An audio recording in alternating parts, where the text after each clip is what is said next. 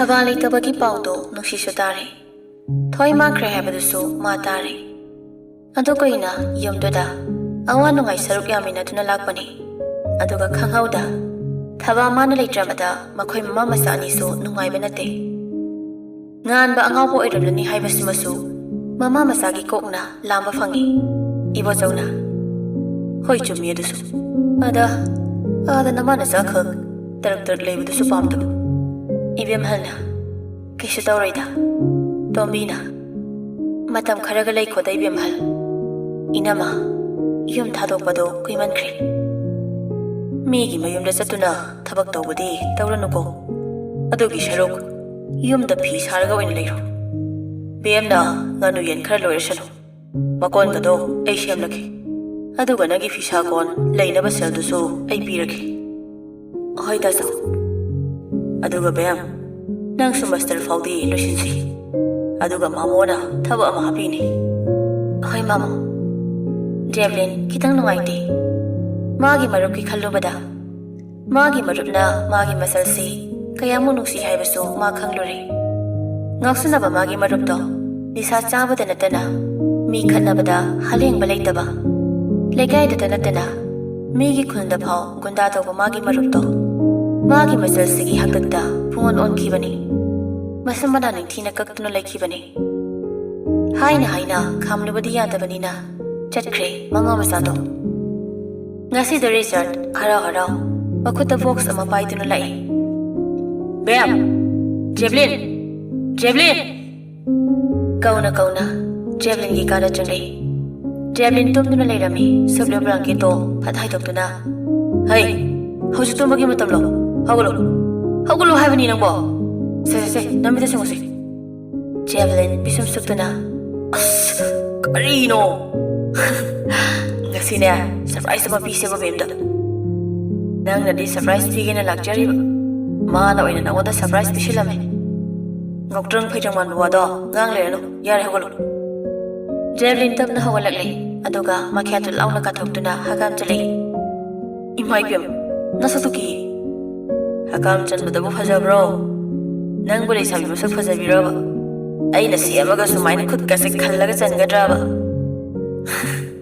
Dupi mali na sakto kadolai no BM ki birthday ni adugi cake purli ni BM de leshlaitana kai se fiba made o mayum chakre kai ge kana ta thoiba ye kana na ta tholiba kai ekhoi se ya fatta beta ta ni nanguri sha o matom da sakhi bani matom ta kai no haiba do yum koina thado podu nungai ti haidina sakhi bani aduga handa hero dugi mama litri haidana aduna so hena chaning bajane oh aduna takpade ma hosi so nupi thiraba nupa do nushiri sinine ma bo pakhang kamata lei jata bazara yawa zaina nang dia mi kuina awa ana tana dana lakpani na imung duna warba matam da jangsin duna hangning libani dana ka ino mo phata mi gita da nana khalibo khandubo result to phu hawaduna bitkaloi ti hoi oh nongai de do result Javelin gi makhongda khakau duna chalo tasu yeng dina hayam dana thokre cake today adam thanamle masana pina amu chen khibado mama mapa ani do sauning bani adubu makhoi so machana purel ga lohongdana mayumda leibasi pamba nate ngahak sauning bagi irai laina ya thokpa ngamdabani aduna yaningda yare lohongbagi matam so chaliba thasigi afaba numit amada hongba hainare asulna lohongba numit do ngasini ngan musunga na lagtuna nunga Yaiphabi lu haiduna wish torami aduga madi yawregi haiduna sakre tek ta kaiduna lohongba suroikre chai ising tongnare pungdu so kayadi ngandrabani aduba ngasaidagi magi loina bidu changlakri thabak loidriba sala khalambani khajik tagi sum lakwa ko bore trabadada puren mapan tholakle adubo chakuri singdo masing thiduna leirami matawda purel ngakna koyendo iduna lahi do khapre khangna ima purel si yauna khangle aduna lahi mamai fatli thokiduna atiyada mu yenkhatkre matawsida purel na khali Queen Moishibu, Wakalum Tadruzala. Kana Mamai the Septaduna, Nubisi Mamaido, Yang Navatar Paduda, Lehindo, Waning the Bago, Kazi, some late hockey. Matoda, Thoibi, Kuidorogi. Lehikam Lactre, a subtain of all, God is enough to be so much the Gadaramino. God is some way Kaimaki, Topon Kang the way, Jokri missing TV Sanarini. Purel Handaki, Nogli, Macaulay Topanati. Naya tomorrow. Purel Damna Makutuna, the Pisigi Makusilam in the Payaga, Mamaido, listen Ali. Amadudi, Mamaino Tadunale. Matauda, Makudiatuna, the Pisigi Mokwang the Gonduna, the missing silly. Aduga Makut Oiduna, the Pisigi Kadang the Baiduna, Mamaino Kali, Aduga. Supazova Masakse. Nasi nang naingonda uhanda manine. Kay darama nobodobo. Ana may tawag ko nuko. Ay ikay. Ikay di ay di hen yung ningi. Hay duna. Lahigi makeup tawag ba sa tamdo. Mamit ko ta yung lagli. Chinbaso marololi. Lahiling baso uning mane. Ando potodak na tana upay lito. Haising po to so uning mane. Video call the fall, Yingi Yadava. Ikai say Haidana. Nasai so, Nangni Gaini Kanbagi. Ain the mid ngau the be to min Pamalib. Aduga Chak Java so, a jarring it Torotava. Tavak lawyer was his Sangatava. See me am Siki, Fugalagana. House Yang Matavani. Namarajo Nahan Kay, Kitang Yang Haladi. Nasi Atum Yangi Haridava. Nang Nakoich and Jele. Antade Fanglakanda Kamai Tadoni.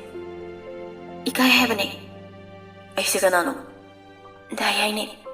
Oh, Diaka. Oh, I am Zilakano. Ikai Vena Sigitawe. Purel Handakti, Makol Keraton Norley. Namid Ushalido, Banglo. Namid Bang was Sakdam the so, Amugingi. Namorajo. Purel Taplan the PC watching Sinduna, Matala Tamcree.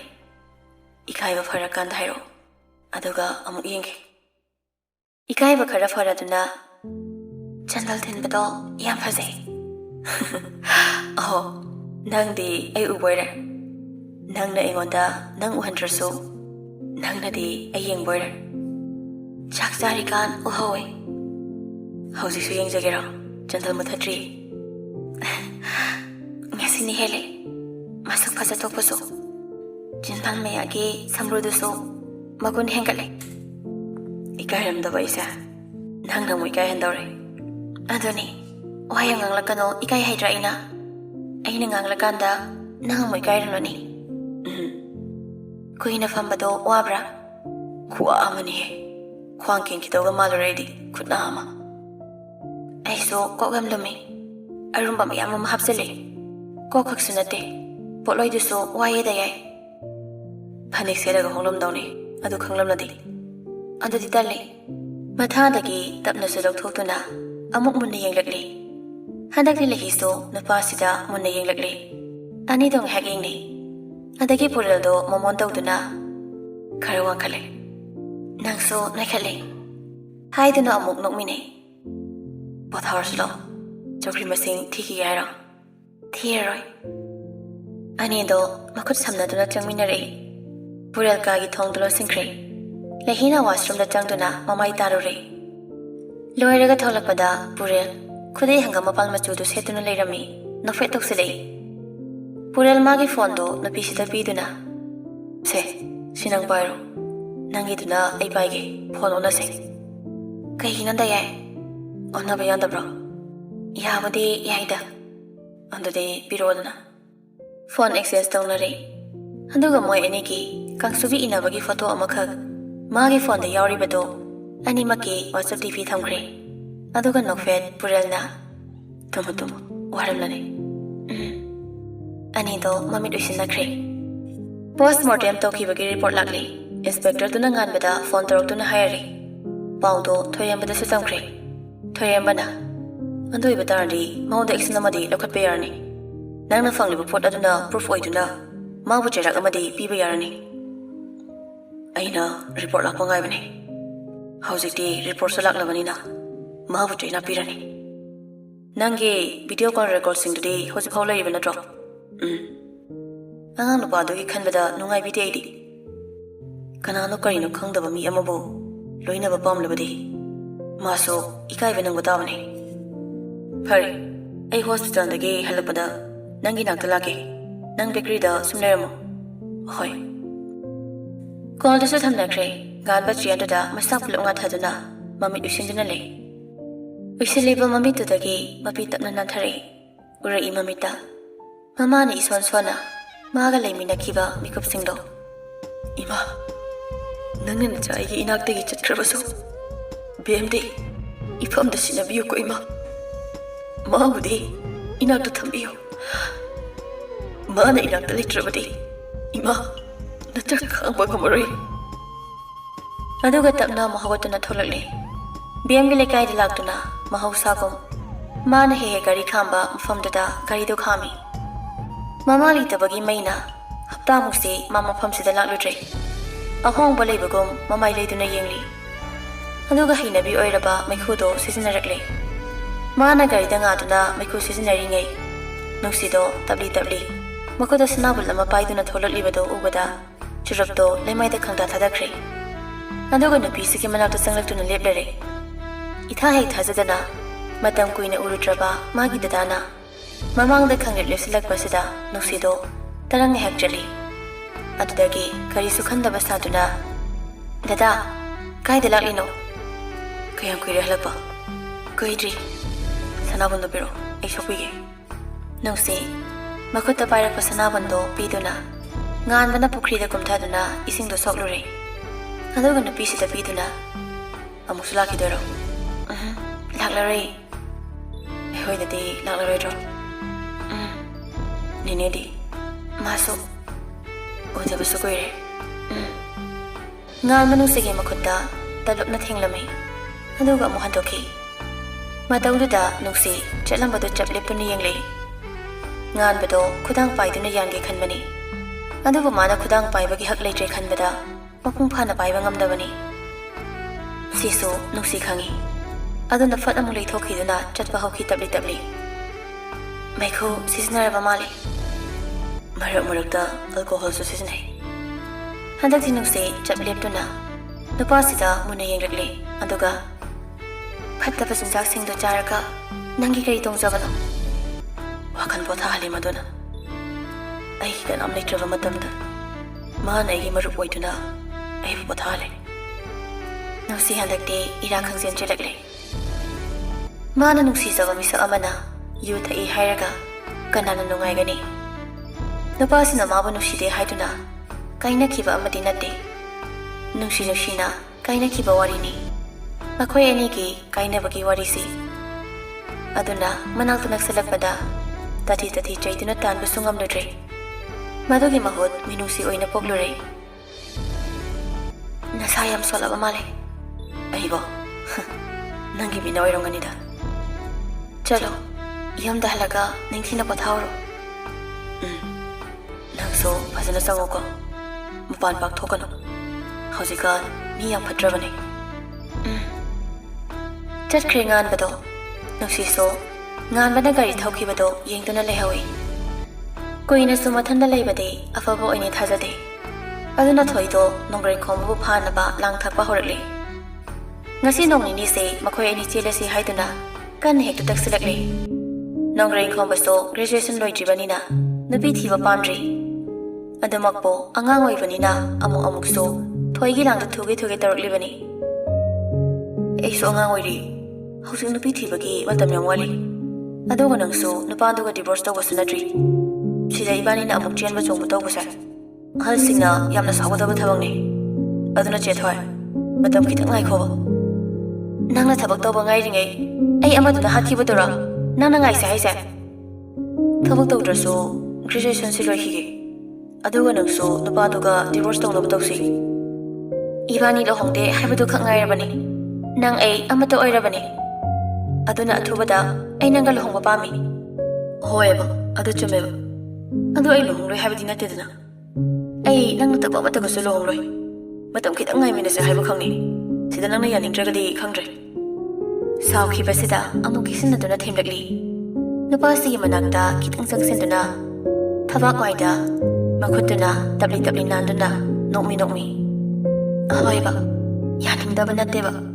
Anda nganbado kibagi wani. Itang sakfamonduna nungaita. Aidi pangal sonmini. Anduna mana kari tawrakadagi khanbada. Tumpham chafungga amata khangdre. Perum tawrak madada nongreng khoma nungaitraduna. Nupisigi mamaita paiduna. Thoi. Aina nangidamak lebli haibase. Nangna he kauribasi kaigino. Munsi suba nangidamak atum lepkani aina. Sigi wahisini hanjin taning libase. Thoi mamonok tuna yenglami adagi kesinaduna. Nangdi amuk so aibu ignore tobi. Kadhari tawriba. Nangna bhablana sumkhale. Thoi tabli napasigi furit ki ani suba kundamdo khotuna. Yamduna nang graduation loishilo. Aduga ibani lohonglasi. Si yaudri phau nangai adum senabiyo ko. Ahoiba. Nagsibana iwa masase. Nganudagi helabane. Damada helina. Asingwage. Ado haiduna konsilagli. Thoida noktuna. Asingbagi. Aigi iwa macha. Asumna thoina. Nongreng khomabo phajin pusinduna. Magi langna thamna bohanaragli. Masida angang oijariba angang sina thuribani. Tanjana mamado masanupada phone tawjari. Kanagino. Nongreng khomba makhuna lamduna phone do lauduna screen do yengi. Imasini. Bye reko. Ahoy bye reko. Khomba shopping am chalusi. Ngahanda chaluda ngai dudi. Dress anomba miyama matholomnani. Ando selaning draba. Hoy chalarasi. Hosi chalase hairo. Haidina hawatuna anido loisin bahokri. Makeup ariba makai toksili. Lipstick to so aksangwa masuni sangliba. Dress to so sort ngakani setliba. Masam to so thadokri. Aduga sunglass amasu ukri. Napasadi leather jacket black to malitkri. Jeans black to masetkri. Asam na anido yamna naibaga saraga tholakli. Nungdangdoni masana pado chak thongli. Mapai bunga sana tomba hinjang semli. Hospital duna karam tawriba. Khangde. Nung phadok so chaluba yadro nangbo. Remana yengsilamni mangonda sinakibane na. Isagi thawdi masak khangna. Isu tana dawo fai kono pamasa. Khalerga gyan tana loini yengsilage tawbani ba. Baba su handakdi isa se khangson sondakri. Tabak amata tawba ngamdri. Nangna tabak amata ningthina su tawda. Namak mang takpadari. Kashi tawrida baba. Ay kokse puba ngamdrena khara nungai thokpani. Handak thasidagidi hanagum phasana tawraki. Tabak amata miss tahollarai. Tawro. Aigidi nangna haibada hoi haigadoribani. Isa wakal tabani. Aduna fattaba amata tawrak loi khana ingna legadoribani. Ahal oishlaka sida wakal mayam ama khanduna nasa wahannabasu tawna baba. Asamna chang ising loyaduna mapa masani do tarak chak chamini. Mapa masani do chak chaba matamsi thababo khwaidagi ningsingba matangni. Atai matamda phana wakhal chawthokna bo hanarabasu matang sidadi ngamdabani. Nadubu makhoi ani wa amata hainade nongai tabdu uthokde. Asamna cha ising sawa toklaba matung ngan bana loisinkre. Madudagi kada sanglaktuna hiptharakli. Madudagi phone do lokthokuna BM da call torkli. Amada so pairakli. Bam. Chakcharamo. Kai mathil chare. Hangam. Hawram lamne dudi. Tumin namuk leini. Dadadi kai mathil charake. Hawai. Oh. Potharadaro. Pare tomo. Good night.